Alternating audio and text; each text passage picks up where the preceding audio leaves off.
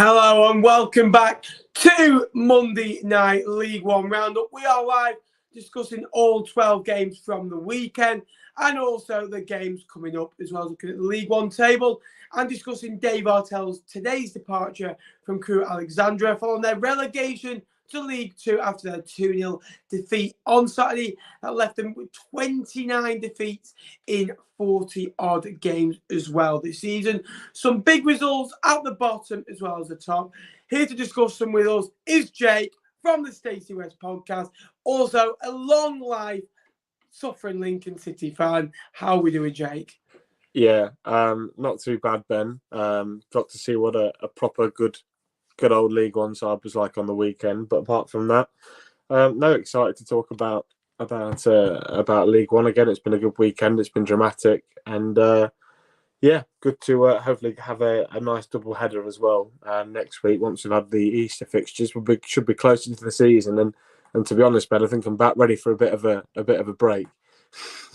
Yeah, I think it gets to that point in the season, doesn't it, when you're not enjoying your football anymore and there's nothing. No, we had this last year where it was on iFlow, which made it worse. You couldn't go to games. It was like, I just want the pre-season now, a break from it, and then come back next season when we've actually got something to play for, and it's all 0-0-0 again, and you're top of the league basically. But you have got something to play for, Ben. You guys might get relegated still. We've got nothing to. Yeah. We've got nothing to play for. I think we're just about too far gone for you guys to catch, and well, we're not making the playoffs. I think that's been mathematically confirmed. So we're on the beach, but you guys, your next 4 or 5 games are absolutely massive. Yeah, I agree. Again, we're going to come to Dave Artell's departure very soon. Cos down to 10 for the 6th time this season. Surprisingly, not won any of those. Just running his 6 missions per 40 games, 1-8. How many sending off has the other teams had this season? I think there's been quite a few, for other football clubs. I think Morecambe have had 1 or 2 down the bottom.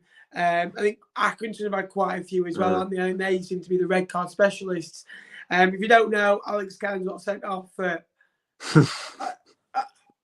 what was he doing? Like, I have no idea. And then we put the smallest player in goal. So, and unsurprisingly, Kellen Camps can't pass a football. So, again, Fleetwood Town lost again, and it seems to, become a habit. What I'm more annoyed about is, yes, again, Fleetwood Town 1-up at half time. Whatever happened in the changing room, you come out and there's no performance. It happened on Tuesday against a very poor Lincoln side, I thought, and then against a very poor Accrington side. I thought those two sides, in the first half, after watching them, I thought Accrington were better than Lincoln, but I thought in the first 60 minutes, I thought you were a poor side and you could see where you are. Yeah, I think the fact that we went 2 up top, it clearly didn't work. I think Marcus and Hopper are too similar. But I think the second half, once we got the goal, once Fiorini scored, I don't know about you, Ben, I was watching on iFollow, but I felt only one team was really going to win it from that point, and it was going to be us. You guys should probably have been a couple ahead before that. But yeah, I agree. Second half, I think Fiorini's had a chance. Scotty's had a couple of chances. Teddy Bishop should have scored past Alex Cairns. So, no, look, it's another point, on the tally for us. And I think, in that situation where we're piling on the pressure towards the end of the game, I think you guys would be happier with a point than none, I guess. Yeah, absolutely. And some other big games on Tuesday night. I'll just go through quickly. Morecambe got a huge result against Oxford. Again, going 1-0 down, the spirit to come back to win that game 2-1. And for me, the biggest moment in that game was a 91st minute incredible save by the goalkeeper, Carson. He's been excellent since coming in. I know he's conceded a lot of goals, but that save could keep Morecambe in League One and could keep Cole Stockton in that football club for another year, possibly 2 years. If they do well, Morecambe. Again, huge result for them. It makes a dent in Oxford's playoffs after a poor result and performance on Saturday against Sunderland. Wimbledon got a decent point at home. Again, MK Dons won again at home as well. So there's some decent standout results. But we'll go into Saturday's games as well. And Wimbledon won, MK Dons won. Wimbledon again started well. Scored a good goal. Woodyard, nice little finish into the corner. But they played an MK Dons side that are really good. I think they've not lost in 15 games. They've won 11 of those. They're good away from home. And that goal by Troy Parrott was unbelievable. One of the goals of the day. I think Cole Stockton, who's having his goal of the season, as Quest said the other day as well. Troy Parrott adding to that excellent goal he scored for his country with a late goal, which is a sucker punch for the Dons in the derby. But, I think Wimbledon would have taken a point before the game started, Jake. Yeah, because MK Dons are probably the second best team in the league at the moment in terms of form and in terms of, the squad that they've got available to them. And yeah, look, Wimbledon, obviously Alex Woodyard, a former imp scoring, which is always really what you like to see. And that point could be massive for them because they're probably, when we were looking at the run-ins, we were thinking that's an easy MK Dons win. But for Wimbledon just to get a point, it helps. It doesn't massively help them out, but it keeps them ticking over, doesn't it? And I think it was Robinson scoring his first EFL goal as well. Massive moment for that young man. And, by all accounts, I follow a few Wimbledon fans on Twitter, and it was just a good day for them in terms of, obviously, they don't like to mention, but, in terms of name because of what's happened. But was he gone? Has he gone? He's gone for me, I think, Jake. Jake's gone. He's froze on us. Again, he was just talking about Wimbledon. I'm sure he'll be back, unfortunately, for some.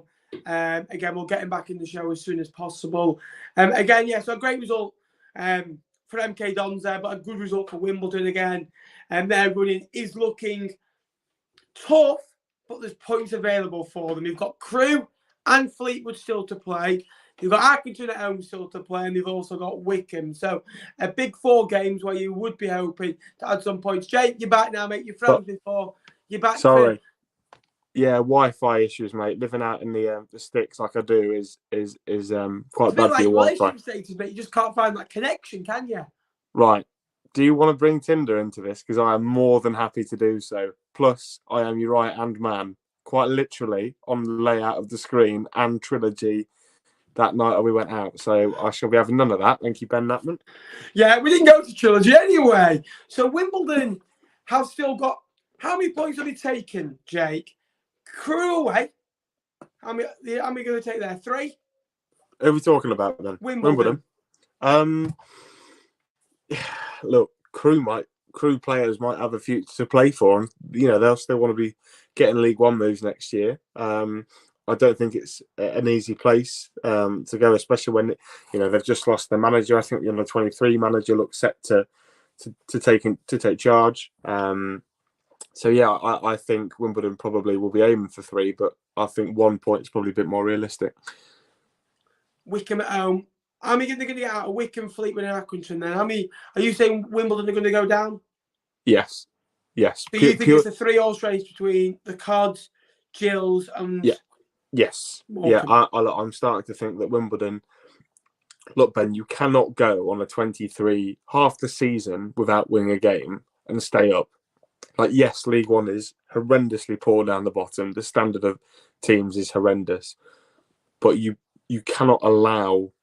you cannot allow for that sort of run to take place and then expect to stay up. I don't think they've got the goals. I think, once they scored against MK on Saturday, they pretty much just shut up shop. And MK literally, well, you know what MK can do with the forward options that they've got. They strangled them essentially, and eventually they gave in.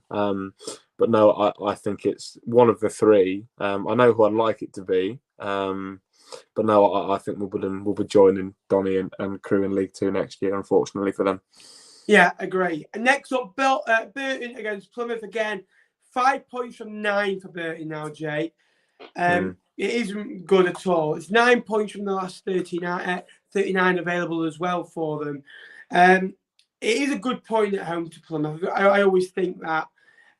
Plymouth are a good side. That was their 17th clean sheet of the season. Now, when you've got players at the back who can keep clean sheets but also got the attacking lines, it really is. That's their 33rd point away from home this season. They got 45 at home. So it just shows you how much they can do. 78 points in total. The top 2's over, but they're in the top 6. For me, they have got a tough run in, though. That is the issue. Wycombe, Sunderland, Wigan and MK Dons all to play. They could easily go and lose all those games, but they could easily go and win all those games. That's the quality they have, Jay. 1 defeat in 9.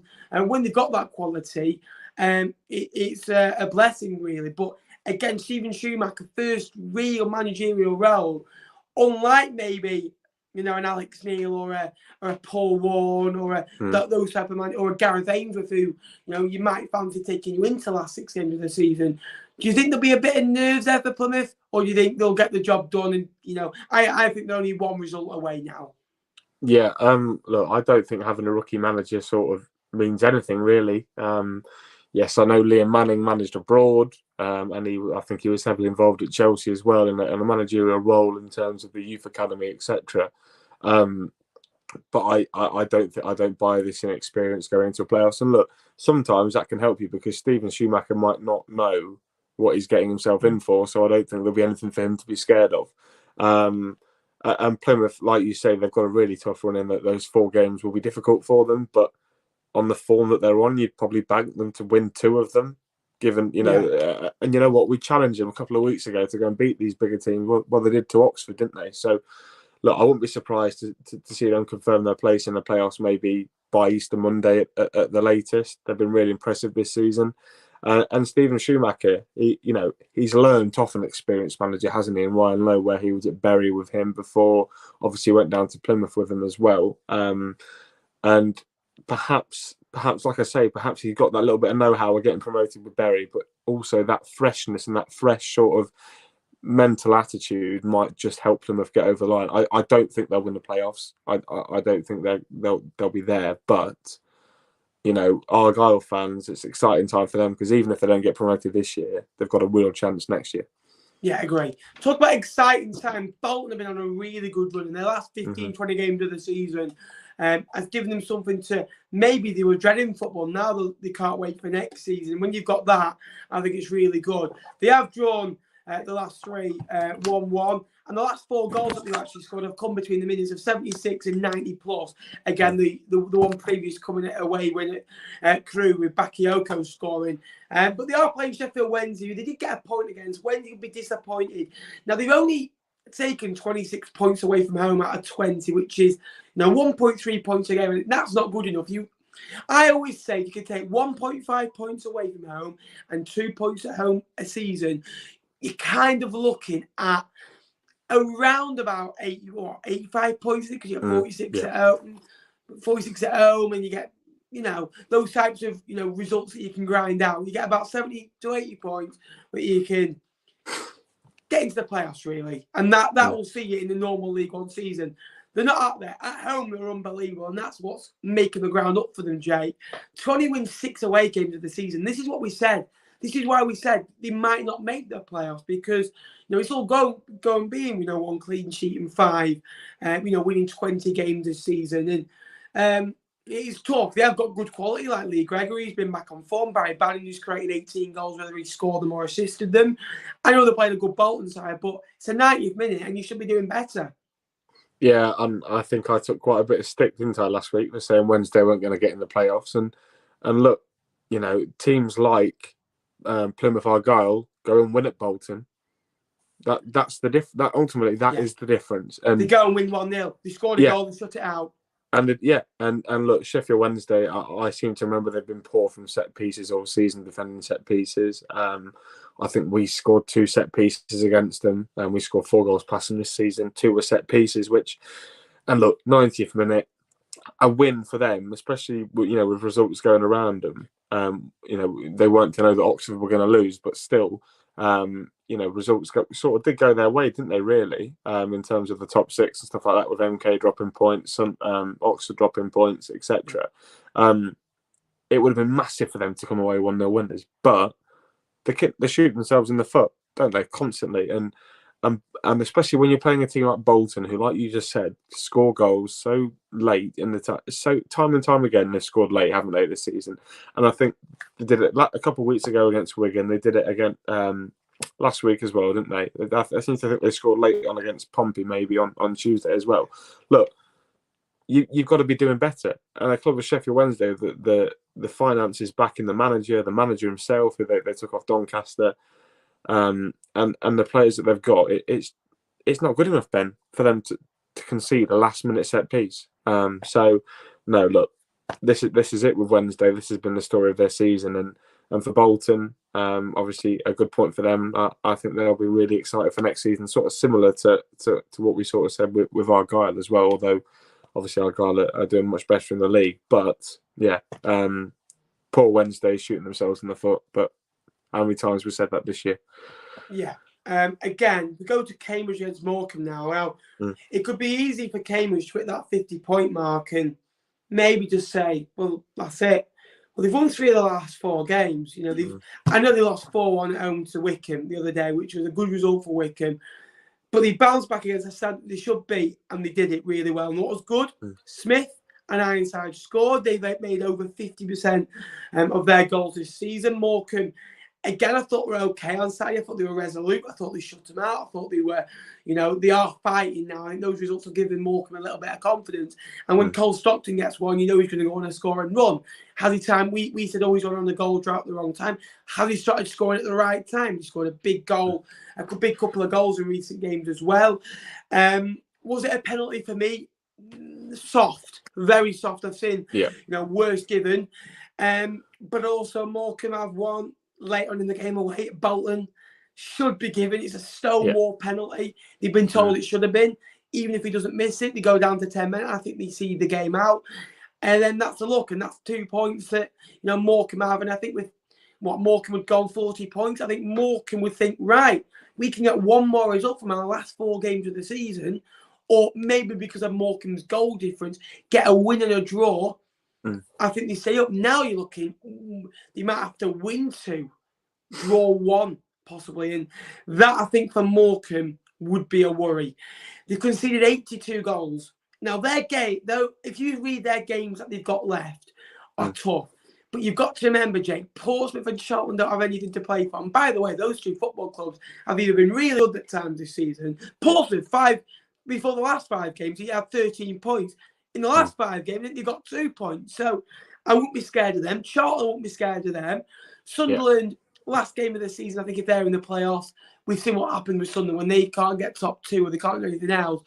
End of the season, they normally dip off a little bit. And remember, Fleetwood beat them a few years ago, it happened. And also MK Dons. Now, I'll be a little bit scared of them, but you can go to MK Dons and get a result. They beat Oxford at home. Why can't you go and beat MK Dons? Yeah, look, to address the elephant in the room from this game, Cole Stockton, take a bow, because that was sensational, wasn't it? The finish. And I think I've seen today, I've seen Preston, Peterborough, Wycombe all interested, and I think any of those clubs would be very wise. I hear $1 million, Jay. What's that? Is that for his laces? His right no, rib? What's that for? His kidney? Look, if I think in today's game, you're considering how much Peterborough sold Ivan Toney to Brentford for a couple of years ago. I think Stockton is worth not a similar amount. Ivan Toney was a very good footballer, but we're talking close to those numbers, aren't we? I think though, mate, whatever Morecambe Football Club get for him, they're going to be disappointed. Because, of course, in my opinion, I reckon they might get maybe just over £1 million for him, in my opinion, because if he's only got a year left on his contract. Yeah, that's the issue. But for Morecambe, he's worth £3 million because you won't replace him. I say the same about your man Rotherham Smith. I say the same about Scully at your place. I would say the same about Ellis Harrison at Fleetwood, but I'd kind of give someone £1 million for him to take him off our hands at minute. But that's the difference. When you've got a genuine striker who can score 25 goals. Yeah. But the pressure is, he scored 22 goals in a struggling team. That's amazing. Joe Pickett did that for Wimbledon. Look what he's done when he's gone to a bigger football club this year. The thing is, Ben, with I liken it to when Manchester United signed Harry Maguire. Harry Maguire was not worth £80 million, but United panic bought, and obviously they paid the money for him. With Cole Stockton having a year left on his contract, I don't think the clubs that we've mentioned are all desperate for a striker. I think Peterborough will probably think that Clark Harris can do a job in this level still. Wickham, if they don't go up, will have Sam Vokes. Rotherham United, obviously, there's still a bit to deal with Michael Smith and his contract there, but they're not desperate for a striker. And I think these clubs will not pay the money. Morecambe won't be able to drive the price like Leicester did when they sold Maguire. And that's purely down to contract length. And Morecambe would have known this was coming. Yeah, it's Cole Stockton, he's rejuvenated, gets us 20 goals, stay up, and then we sell him for a big fee. That fee might have to be, it might have to be settled a little bit in terms of they might have to lower the expectations a little bit, just purely because the clubs that are interested aren't in dire need of a centre forward of his ilk at the moment. Yeah. Obviously, that might come. Sam Vokes might leave Wickham, I doubt it. Michael Smith is an interesting one. I think he'll probably leave Rotherham in the summer. So Rotherham have never been one to splash the cash, really, have they? No. Well, they did on Ladapo, didn't they? They spent big money. But for me, Jake, what I like about Stockton, I personally see him, when I watch him, I think he's so like Harry Kane. He is so streetwise. Like, you'll see a defender come in, he'll hold the ball up, win a foul. That, when you're 1-0 up, they'll need that in the last 4 games of the season. They're 1-0 up at home to Portsmouth, 85 minutes. You're going to push body forward, win a free kick, get your team up the field, rest back for the defenders. Then, I think they had 30% possession against Oxford. Again, it came into play. And for me, that wasn't goal of the season for him the other day. And that is stupid to say that. The goal of the season has to be against Fleetwood, because not only are you taking a point off Fleetwood, you're adding 3 to your own tally. So what that does to you, instead of getting the same point, you've got a 3-point swing. And that could be the result to keep Morecambe Football Club in League One. And I've said it at the time, and I still say it now. It will be the result at this point in time to keep them in League One. They've got to have that belief, haven't they?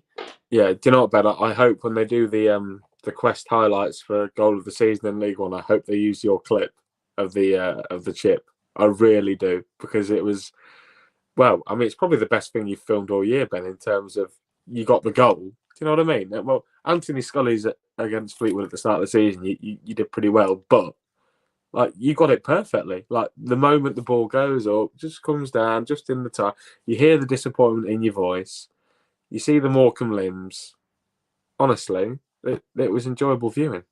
Unfortunately, guys, Jake's sound's going, so I don't know what he said, so I won't be able to respond to that. No, but 94th minute, the bottle to do that, to see the keeper off his head. Yeah. He's a technician of a footballer, and what I like about this football club, Stockton could easily have moved away in the summer. I think he only got 13 goals last year, but I watched him very closely in the players. And I'll be honest with you, I wanted Morecambe to come up. I wanted more, because I saw it as a successful story. I knew of Sam Lavelle. His mum used to teach me at school. I do like Derek Adams. I like Janssen Elgo. I like the whole team that they created there. And I thought, so I watched them very close to the end of the season, and he went on a good run. But the way he was influenced their games of football was unbelievable. And they have got other good players. I like Wilding, I like Phillips, I like Greg Lee, I know gave the penalty away the other day. And hopefully it can work out a way that we both stay up. And as it stands, it will. But I think Fleetwood Gillingham next week is going to go a long way. We're going to go to Cheltenham and Portsmouth. I think that is a game now that sees off both hopes. Portsmouth were never going to get into the playoff. No winning 5 matches. Only 25 points away from home. But that's Cheltenham's 13th win of the season, Jake. 10 of them have come at home. If you said to Michael Duff, you're going to win 10 games of football at home, that's 30 points. Normally in the league on season, right? 50 points. You think, okay, we've got 20 points to find from another 13 home games and a 23 away games. You'd be delighted with that. 10 home wins a season should be everyone's starting point, what to do in a season, shouldn't it? Yeah, and look, I hate to say that they're sort of emulating Crewe of last year, aren't they, a little bit, in terms of very good at home.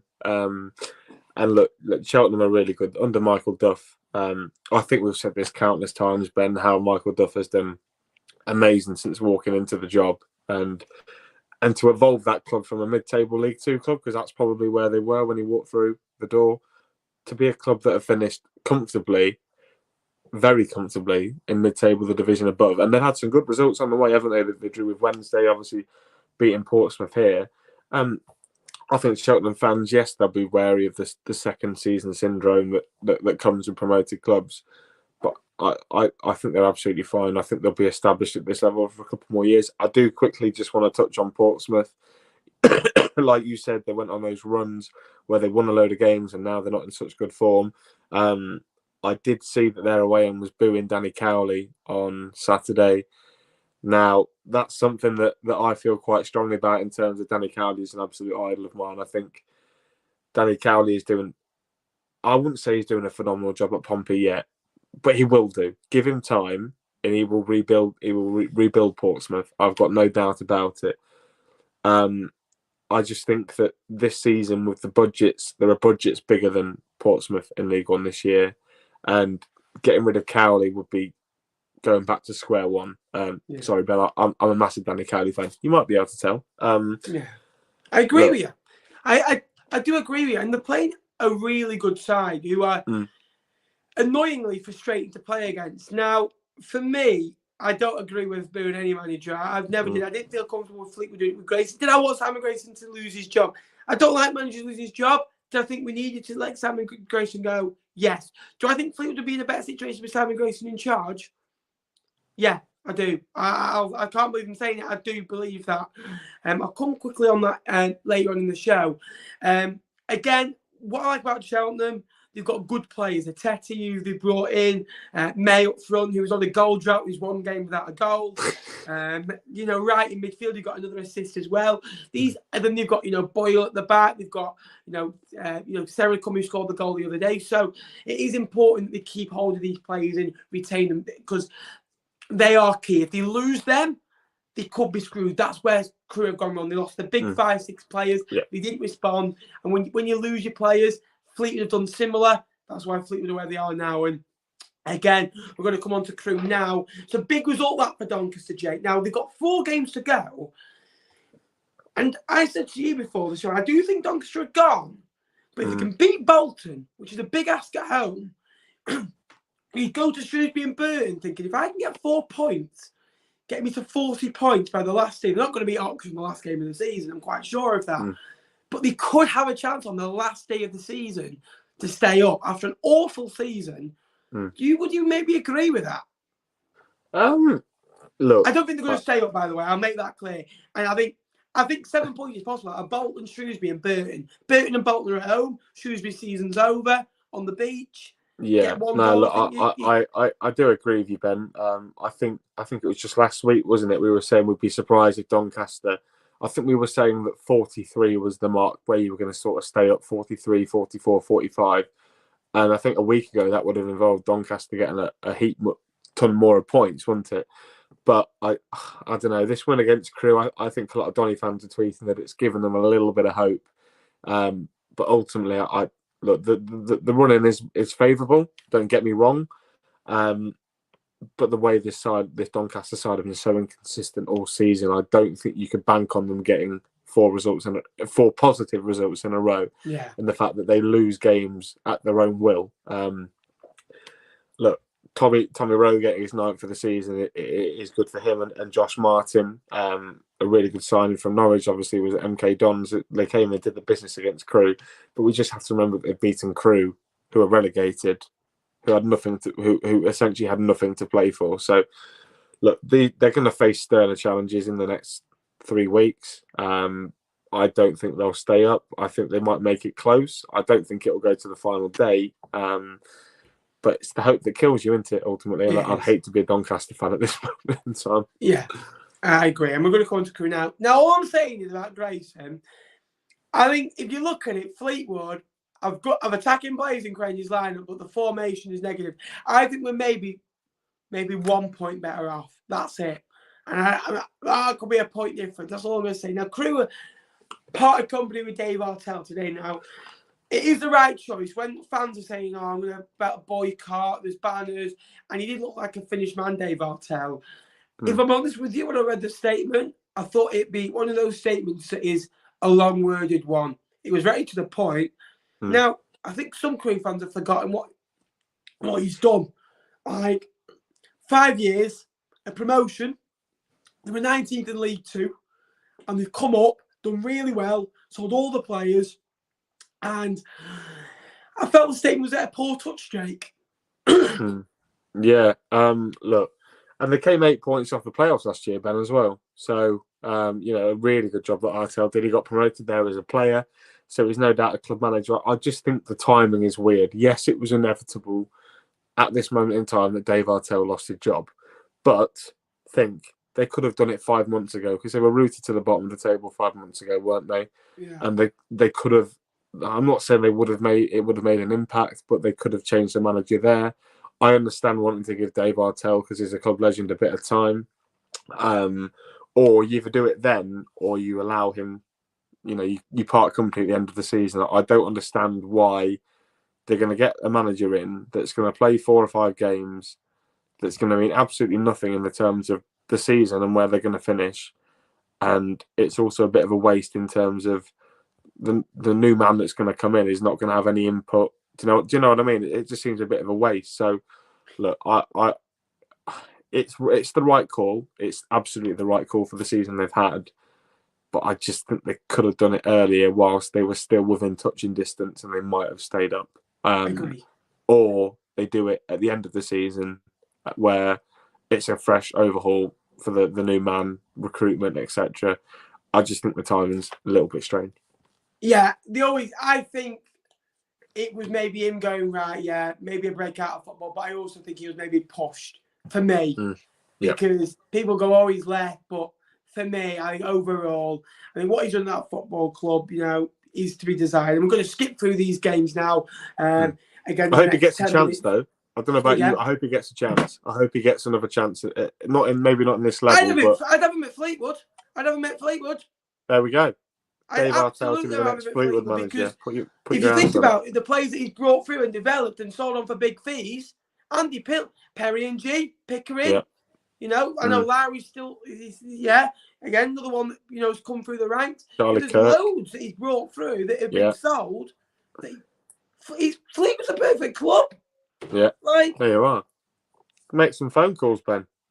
Come on. Anyway, Fleetwood 1, Accrington 2. Anyway, next up, Gillingham against Wigan. I would say a poor performance, I thought for 45 minutes, first half, we were very lucky not to be 2 or 3-0 down. We get a goal, which is good. Ellis Harrison goes around the goalkeeper, and I don't know how he doesn't score. It should be 2-0. And then we have another chance. It should be 2-0 again. We don't take it.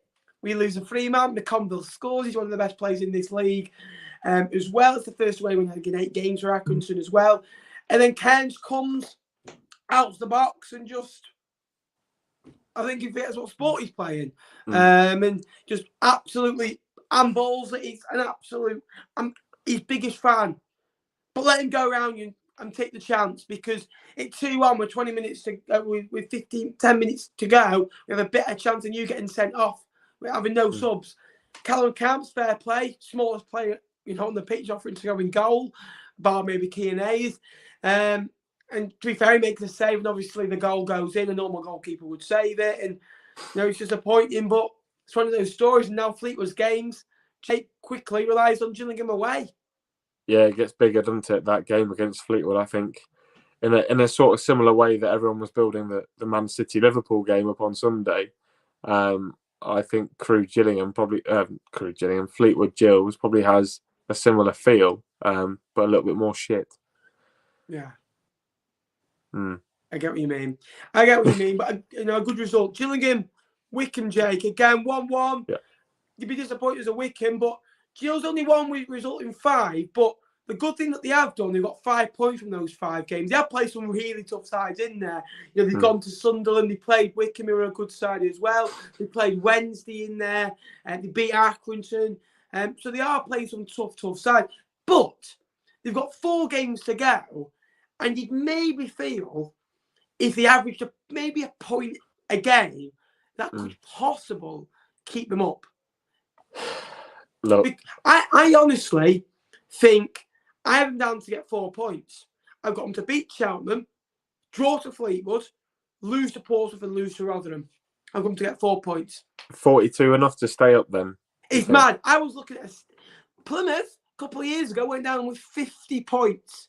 I think Scunthorpe, who finished 23rd, went down with 46 points. Look, it's hard, isn't it? It's basically whoever. I think at the minute the advantage is with you guys. Obviously, you got that game in hand. You win that game in hand, I think you almost take yourself out of it. It is against Sheffield Wednesday, by the way. Just at home though, and how bad have they been away from home? So, but Jake, I'll say it again. It's Fleetwood. It is Fleetwood. It is. No, and look, Gillingham. I think 4 points wouldn't be enough. Personally, I think they were quite disappointed actually to only come away with a point on Saturday. Jack Tucker obviously scoring a really nice volley into the back of the net for the equaliser with, I think it was 15 minutes to go or so. But then from then on in, Gillingham were pretty much camped in the Wycombe half, in that Wycombe were trying to escape there with a point. Obviously, they're a man down, which I can understand. But Gillingham sort of walked away from that game going, crikey, we could have won that. And look, they've got some hard games. They've got some hard games. Like you just said, going to Cheltenham, they've won 10 home games this season. That's not going to be easy. And Alfie May's not scored in one. You'd expect him to score on Friday, wouldn't you? And then that game against Fleetwood, I think they have to get something. Their points have to come in these next two games, because I think Pompey under Cowley at home tend to be pretty strong, and then Rotherham, yes, they're on a wobble, but Rotherham could be playing for automatic promotion. Everyone thought Rotherham might be on the beach because they might be promoted already, but the rise of MK Dons might make that game absolutely massive for both football clubs. Yeah, well, Gillingham have done an offer for that Fleetwood game, £15 for home supporters. It's going to be a pack out the Priestfield, and again, I'll be going next Monday. And I can't lie, I never thought. I always said it'll come down to the last day. I didn't mean literally, lads. I didn't mean literally. Best away ground in the EFL, mate. Gillingham. I know. At least we don't get soaked because we don't take too many. Yeah. Again, Jay, I'm going to hand it over to you. Yep. When you've got Callum Lang, who's got 14 goals and 7 assists, and you've got Will Keane, who's got 21 goals this season, and you've got him again, who's that's up and firing, who's done really well for their first goal, and you've only lost one in the last 18 away games, you aren't going to come up against Wigan Athletic, who are going to win the league with over 100 points, aren't you? Yeah, look, we were sort of shown on Saturday what it takes to be a really good League One team, and, you know, we were fortunate to get back into it, Ben, because I don't know if you've seen the goal, but it ricochets to Scully. He almost missed it. And obviously that puts it in as 1-1. But then Callum Lang, mate, wow. What a player. He's probably in my top 3 favourite opposition players. Yeah, look, I was involved in a Twitter thread this weekend. Can Callum Lang cut it in the Championship? Easily. I feel like Callum Lang this season has been better than Lewis Potter was last year at Hull. Yeah, I think Callum Lang goes next season and gets into double figures. Easy. For both goals and assists. Yeah. And look, the game, I'm not saying that we deserved anything from the game. They went 2-1 up pretty quickly after we had equalised. There was a bit of a contentious decision when they were 2-1 up. But I'm not sure if they show it on the highlights, but Teddy Bishop rugby tackled in the box. Look, I think Michael Atherton came out and spoke about it. And was disappointed with the officiating. It's a penalty and a red card. Tom Naylor was also for. I think if there are any Wigan fans in here that went to the game, I think they'll understand that Tom Naylor was pretty lucky to stay on the pitch first half. Should have picked up 2 yellow cards. Wigan go down to 10 men, Ben, away from home, 1-1, and the momentum's in Lincoln's favour. It changes a little bit. I'm not saying we win the game.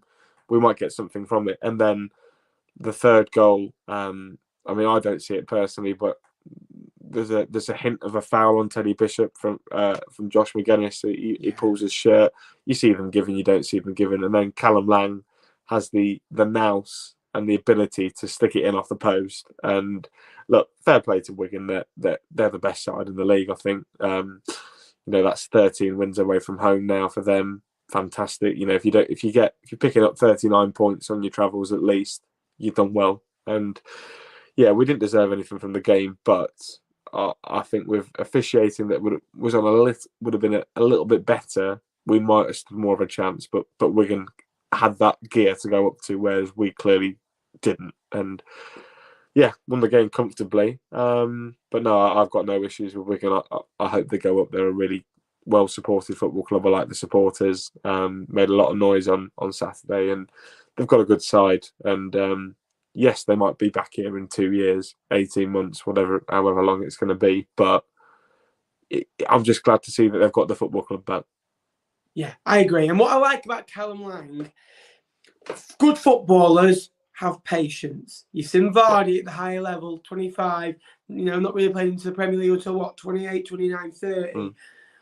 Callum Lang has been at that football club for years, by the way. He had a really good spell at Morecambe where I thought he was very good. He was unbelievable for Oldham. He was good for Motherwell. He came back last year. Again, they could have got rid of him and bought better players at the time. And he's been patient and he's been showing his rewards. And that's what I like. Wigan Athletic, great football club, great players, great manager. He praised both supporters from both clubs, Liam Richardson, which I thought was a classy touch as well. Oxford 1, Sunderland 2, 3 defeats in a row for Oxford, 4 without a win. We made the joke when they didn't win, if you remember, Jake, when they lost that game, the one without a win. We never thought they'd go on this much of a drought, and that drought has obviously cost them, and now they're not in the driving seat. But tell you someone who are, Sunderland scoring late goals at the minute. They won 4 of the last 5 games as well. It looks to be maybe if they get another 5, 6, 7 points from the last 5 games or so. And 21 wins out of 41 is a decent return. Yeah, and look, by all accounts, Sunderland probably deserved to beat them. I know Oxford have had 20 shots on the Sunderland goal, but still, and it's that man Elliot Embleton who got promoted last year. Obviously, would have went. I can seem to remember he had a really good game against Oxford in the second leg of the playoffs. Yeah, he scored, didn't he? He scored a great goal. And look, he's got experience of getting promoted with Blackpool last year, and he's come back to Sunderland and he fits like a glove, doesn't he? And look, Sunderland under Alex Neil are, I think it's fair to say, a different monster to what they were under Lee Johnson. Under Lee Johnson, they could go on these runs, couldn't they, where they won a load and they lost a load. Under Alex Neil, you don't feel that Sunderland are going to go on that run where they're going to lose 3 games in a row. And I think he's brought back that nastiness, because Sunderland were guilty of being far too soft at times in the first part of the season. Given our game against them early in the year, they were very soft. And yeah, massive result for Sunderland. For Oxford, obviously they'll be gutted. I think that it doesn't hit the nail on the head that they won't finish in the playoffs, but they've got a 4-point gap to make up, and that could be 7. And 7 points over 4 games you don't make up, especially when the likes of Sunderland are winning every week, Plymouth are winning every week. Sheffield Wednesday hitting a bit of form. So look, I don't think it puts Oxford to bed, but it's sort of if you're scribbling out the name Oxford United, you've scribbled out the Oxford part in terms of participants in the playoffs. Does that make sense? It's a really bad Mark Goldbridge analogy, but you've scribbled out Oxford and you've just got United. Maybe they might make the playoffs. It's looking unlikely, though, unfortunately, for them. Yeah, I agree. Again, we'll just come quickly again. Rather than losing at home to Cheltenham, a really good goal by George Dobson, who I'm a big fan of. I think that he's a really good player, and I'm glad to see him hitting the ground running there, because he had a tough time at Charlton. He was unbelievable for Walsall a few years ago, where he scored a vital goal. I think it was against Northampton. Remember, Matt, Northampton man got a great clip of it where that kept Walsall in League One at the given time. And the running for Rotherham, they have got some tough games. They've got to go to Portsmouth, and they have Ipswich coming, they have Oxford coming, and they have Burton away. When you've lost 3 last 5, but Paul Warren to win his 3rd promotion potentially, you'd be a little bit gutted to go into the playoffs with this type of form. Yeah, because ultimately it's like we say, they've been in the automatic hunt pretty much all season. They've been in the title hunt all season, haven't they? And for them to completely, I mean, they're going to narrowly miss out if they are to miss out. But that's a massive, that's a really bad, psychological thing to happen to them. And look, you go into the playoffs in really bad form, and I don't think you win the game. You don't win them, do you? And look, Rotherham, they probably have deserved promotion based on how good they've been this season at times. But MK Dons have been better over 46 games, you could say. Yeah, look, it's hard work, isn't it? And results like this don't help Rotherham. Obviously, I know that they might have been. Obviously, they had the Papa John's win. Whether they were drunk from celebrating that, I've got no idea. But Stuffed and pizza. Their supporters were really confident 6 weeks ago, and now, I think they were 9 points clear. I think they were. Do you know what, Ben? They were 19 points clear of Plymouth Argyle a couple of weeks, maybe I think it was 2 months ago. The gap's now 2 points. That tells you as good as Plymouth have been. Is it 2 points? I'll have a look. Yeah, it is 2 points. It shows you how good Plymouth have been. It also shows you how rotten the Millers have been over the last couple of weeks. Yeah, agree. You're all right with 2. Lang, Stockton, and Alfie May are my top 3 opposition players. Who would you go for, Jake? As in who I've seen that have showed up this season? Maybe you like on a consistent basis. They are the 3. Okay, Scott Twine. Yeah, easily. He was 4 for me. Callum Lang. Who's impressed me this season? Do you know what? Danny Andrews impressed me. Yeah. Injured. So, right, welcome to Matt O'Reilly. Matt O'Reilly. I'm last. Shrewsbury won Ipswich won. We talk about Ipswich every week. They're not getting the playoffs. Shrewsbury aren't doing anything. Decent point for both sides. Controversial moment. Ipswich went down to 10 men. 2 decent goals. End of story. Should we have a look at the League One table, Jake? Go for it. Where do you want to start? Top or bottom, Ben? We'll start at the bottom like we always do. Now, Lincoln are done out of it now. We knew that maybe 2 after the result against Cheltenham for definite. Yeah. And that obviously Crewe are down. I think Doncaster 5 points with 4 to go. I think they'd have to win every game of football to stay up this season. And I don't see it. I can see them maybe winning 2, drawing 1, losing 1, but I can't see them getting 12 points. I think even 10 points won't keep them up. As well. I think they can get relegated on Friday, can't they? If Morecambe or Fleetwood won, I think it'd be more or less the money to get relegated. A week today we'll see 1 more relegation team. I think Wimbledon will go down now, Jake. I think 35 points. I know they've improved some performances, but they've got 4 games to go. I think they're going to have to win 3 of the last 4. I see them maybe again like Donny, maybe collecting 7 points, where I just don't think will be enough. And Gillingham and Fleetwood, I think it's going to come down to that game next Monday. Look, Ben, Wimbledon have won 6 games all season.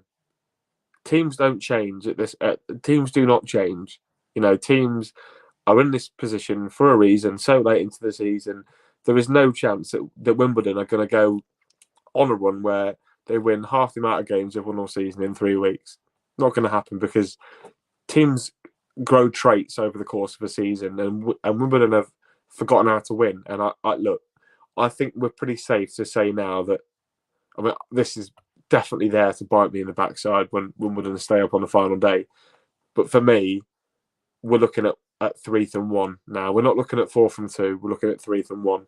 And look, it's hard work, isn't it? Like I said earlier in the show, Fleetwood have the slight advantage purely because of the fact that you've got that game in hand. Yes, you've got to win it, but then you're asking Gillingham also and Morecambe, who have only won single-digit games all season, to go and win half of the games that they've, half the amount of wins again. And I can't see it, Ben. And if I'm honest, I think the only change that we're going to see between now and the end of the season is Morecambe and Fleetwood swap places. Right, lads, all I'm going to say is, right, if Fleetwood go down and Wimbledon stay up, don't come after me. Go after that man. Not me. Please. That's come out of his mouth, right? Yeah. Not mine. Please. The other thing that Fleetwood have got advantage for, and I remember talking to you, Jake, tongue in cheek, going, it's not a bad result losing 2-1 at Lincoln. You go, what do you mean? I went, you'll see at the end of the season. Fleetwood's goal difference is -16 because they've lost so many games, normally in the last minute, by 1 goal. Morecambe's it's -29, that's 13 goals. Gillingham, -30. They've got a goal difference of Morecambe staying up on goal difference as we stand. Wimbledon's is 23. Donny's is -46. Goal difference could come into play. It's that big. Like another point. It's like It another is, point, and Ben. that's what I say. That is why I believe Morecambe and Gillingham need 44 points, and I think Fleetwood need 43 points to stay up this season. That is why I've always been confident that Fleetwood will stay up this season because of that goal. I always thought we need a point less than they do. Look, I'll just say, Ben, that you say that coming to Lincoln and losing 2-1's a good result. Gillingham, Wimbledon and Doncaster all came to St Bank and won. So... Yeah, but Doncaster... but over the course of the season, Doncaster got 5 points less. Wimbledon have got 3 points less. Look, and, Gillingham are on the same points playing one more game. You will be talking about Fleetwood on a League One show next season, I've got no doubt. I have no doubt. Fleetwood will stay up. Yeah, I think based on... Yes, I wasn't at the game on Tuesday, but I watched you on iFollow and you were impressive for 45 minutes. If you can play like that against Gillingham for an hour, I think you beat them. Yeah, I also believe it's mad to say that if we drew against Gillingham and Wimbledon, that'll take Fleetwood to 40 points. If you can fluke a result against Wednesday, Bolton or Oxford, I think they stay up because of who they've drawn against. Because Gillingham are looking at that. Yeah. Gillingham aren't doing a ticket office for the Rotherham, a ticket promotion for the Rotherham game. They're doing one for the Fleetwood game because they know that is win or bust. Yeah. No, yeah, Fleetwood I have agree. one more game and they have one more. They have Wimbledon after that, which is we'll go through it. That'll be our win or bust game. But again, I think we are down to Gillingham, Morecambe, and Fleetwood. And fair play to them. They've all been so equally as bad to make it exciting. And all I'm going to say is, oh, my angina. You're killing me, lads. You're killing me. We said all season, I honestly believe now we are between Wycombe, Sunderland, Wednesday for the last playoffs. Because I think Plymouth are in. Yeah. I don't know who misses out because you are looking at Mr. Consistent Wycombe Wanderers. You're looking at a really good informed Sunderland side, a really good at home Wednesday side that draw away. Which normally, if you said 5, I think they've got 2 home games, 3 away games to go. If you said you'll get 8 points from your last 5 games, which would take you to 81 points, I don't maybe think that'll be enough. I think we could see a team with 83 points getting to the playoffs this year. How big, by the way, is the 23rd of April? Wycombe hosting Sheffield Wednesday. Massive. Huge game. I feel it's so big. I think that stadium will be sold out. The home end will be sold out. The away end will be sold out. The car park will be sold out. Massively. If you don't know, we can put out a tweet that went viral where they sold out the car park. The thing is, if out of all those teams, I reckon Sheffield Wednesday will be the ones to miss out because I think Wycombe, Gareth Ames, if he knows his league, the players are fighting for him. The pressure, by the way, on the Wednesday players compared to the Wycombe players is huge. The one downfall for Wednesday, though, no Lewis Wing. I don't know if it's 1 game or 3 games, but not having Lewis Wing in the side could be a big, big factor. Yeah, I won't. Look, Wednesday have only got 2 games at home, Ben, so that's 6 points. They might pick up. One of them is against Portsmouth. The other is Crewe. How many times have we said this season that, yes, Wednesday are brilliant at home, but they've dropped points when they shouldn't have done? Yeah. How many times? And their away games, Fleetwood got something to play for. Wycombe got something to play for. Milton Keynes got something to play for. It's going to be really difficult for Wednesday to finish in the playoffs. Look, the next big question. I'm not saying this so that I can wind the Wednesday fans up. I want to go to Hillsborough next season again because I enjoyed my last time there. I mean, I had a nice burger. So, I mean, look, I just not don't quite as good think... as the Golden Eagles one. No, well, true. No, true. Now, I'm just saying, Ben, that the Wednesday squad, I don't think has the nous or the experience of a Wycombe in terms of the manager. Darren Moore last year, yes, they were good for the first half of the season. He left and they fell off, but that decline still came under Darren Moore a little bit. They fell off significantly with Darren Moore, didn't they? And Gareth Ainsworth knows how to get out of this league, unfortunately, for Sheffield Wednesday. And then ultimately, Sunderland I think if Sunderland and Sheffield Wednesday played tomorrow, Sunderland would beat them. Yeah, I agree. Also, you've got to remember Wycombe are on the best run of the season and they've not lost in 8, which is really good. And they've got 11 from the last 5. Now, the last question before we go into a 6-minute Q&A. Now, Rotherham have got 2 games in hand on MK Dons and 3 points behind. I know they've only won 1 in 5. Now, if normally I'd have 3 points. But again, we spoke about it at the bottom end. Rotherham's goal difference is 9 better than MK Dons. Now, I'd rather have 2 games extra and 3 points behind with that goal difference, because if you win 1 game and you lose 1-0, you're in the driving seat. Because even if they win 1-0, I don't think there's going to be a 10-goal swing in the next one. So I think then Rotherham have the massive driving seat. If they draw the next game, I'd be rather be an MK Dons suit, because that goal difference, the run that MK Dons are on, I can see them going to win 4 games. But MK Dons, their fixtures they've got left are so tough, aren't they? I think we said off stream, they've got Morecambe to play at home, which they're talking. They've got Wednesday to play. In that one, they've got Plymouth to play. And Oxford to play.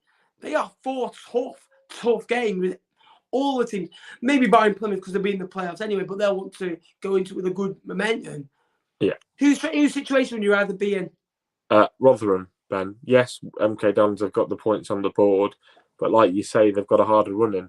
And yes, Rotherham, they're horrendously out of form at the moment, but they've got some games in there that they'll feel that they can win. I think they'll probably be expecting to beat Burton, Gillingham. That's 6 points they'll be expecting to pick up. And then you're looking at probably taking another 4 points or 5 points off Portsmouth, Ipswich, Oxford and Sunderland.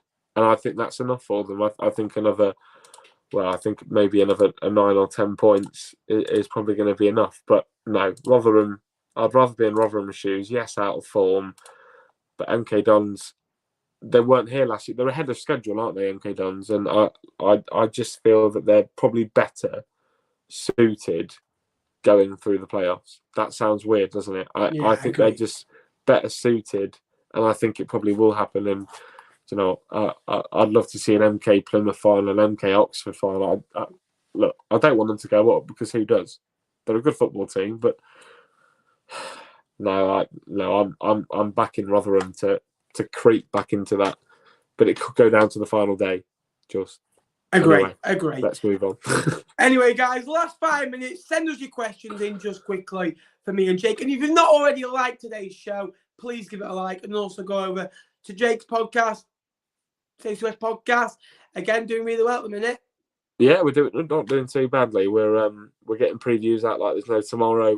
Another big one on Friday ahead of our school reunion down at Portsmouth, which will be fun. Really enjoying the YouTube content. There's going to be a lot coming next year.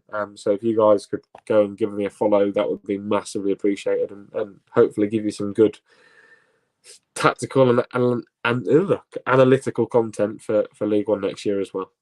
Yeah. Alfie Bell, up the Alfie Bell, come on.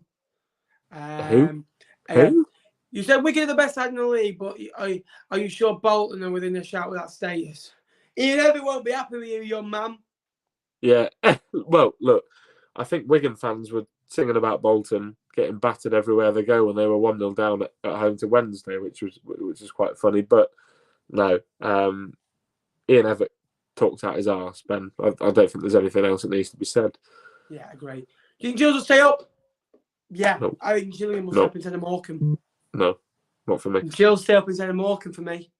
No. Morecambe's fixtures are tougher. Yes, but there's a difference that Morecambe have a goal scorer in form and Gillingham don't. Goal scorers keep you up. I'd rather Morecambe stay up, in my personal opinion. Yeah, but I think Gills are gone. And what a shame, because I really wanted to go back to that away end. Yeah. Again. You know what's weird? It's done its way. They have. Yeah, exactly. It's mad, isn't it? Early thoughts for next year. Lincoln promoted at 150 points. In the next 3 weeks. Never mind. We'll discuss that. Both of your favourite away days this season. Oh, tell you what, that is a great question. Yeah, I know the answer for mine. Matt, even though we didn't win the game, I like going to this place. Go on. Ipswich. Ipswich. No, fair enough. Or I didn't do Portsmouth. Ipswich this year. It was moved I to just like a Tuesday. long away game. Mine was Wigan, purely for the fact that we weren't supposed to win and we did.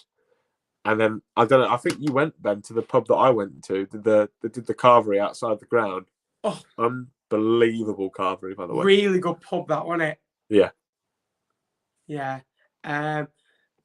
Thoughts on Mark Bowen? Crap. He's all right, but full of himself. You've improved for 3 games. You've drawn 2. He's full of himself, Ben. He's full of himself. He's not changed from his days at Reading. It's all about him. This whole going into Wimbledon will be a stunt so that he can somehow try and find a championship job that I think it's going to backfire on him a little bit. Yeah. Like, ridiculous. Like, as the Oxford or MK best footballing side in the league, MK Dons for me. Wigan are the best, but don't think they play. Wigan overall as a squad are the best team, but they don't play the best football. Yeah, they don't play very. Like, I walked away from the game on Saturday thinking, is that sort of team going to win this league? Seriously, I think last year's League One was better. And I know we said they've gone a run, but that has backfired. And to be fair, they've not been good enough all season. I didn't say that. I didn't say that, Tony. No, I think what we said. But I never said. Is this the royal way? I said. Is this the royal way? We are still likely to do it. As we could do it because they could easily go and whittle off 6 results in a row. The one thing is they won 1 in 5 or 1 in 6. They draw too many games of football. They need a massive look in the summer what they need to do in their business. Yeah. Again, MK never won a playoff semi-final in their history. Shrewsbury 07, Scunthorpe 09, Peterborough 11, Huddersfield 12. Don't matter. Good omens sometimes come to those that wait. Look at Callum Lang. Again, I think that's where we'll end the show. Jake, do you have any final words? Up the Imps. Looking forward to Portsmouth. Come over to our channel and have a look at the Pompey. We've got Tom from 4-0 written all over it coming on, and who is a well-known favourite from your channel, Ben. So, looking forward to that, and a nice away day down on the sunny south coast where it's going to mean absolutely nothing. And I get to see Joe Morrell. Come on. Absolutely. And again, guys, thank you very much for watching. There's been, between 40, 50, 60, and nearly 70 in its time. If you could like the stream, that'd be much appreciated. We're trying to get to 8,500 subscribers by the end of the season. We've got 3 weeks to go. We've got 5 more match day vlogs. We've got another 3 shows of the regular season, and we'll maybe have some playoff shows as well coming very, very soon. Maybe even some playoff vlogs as well. Thank you for all you guys, because without you guys, it wouldn't be a show. Shipley Morecambe, thank you very much as well. Thank you, everyone that has come in. Really do appreciate it. Until next time, Jake, up the cards and up the Imps. Again, enjoy your week, guys. Again, I'll see you on Friday for the visit of Oxford. We'll hopefully have a video out before then as well. Again, for Easter, now what's going to happen is I believe we're going to try and get a show out. Me and Jake will arrange it. We'll put it out on our social media platforms. So follow Jake. Jake, what's your Twitter, Jake? Jake_Tong98. That's TONGE, by the way. Perfect. And again, I'll on mine, FDFC Nappers as well. So again, hopefully we can, get a show out. It might be a little bit. It won't be on the Monday because I'll be away in Gillingham. Can't wait. And again, me and Jake will discuss it. We'll get it on our Twitters as well. Until next time, guys, please remember to like and subscribe. Up the Kyods. Up the Imps. Yeah, of course.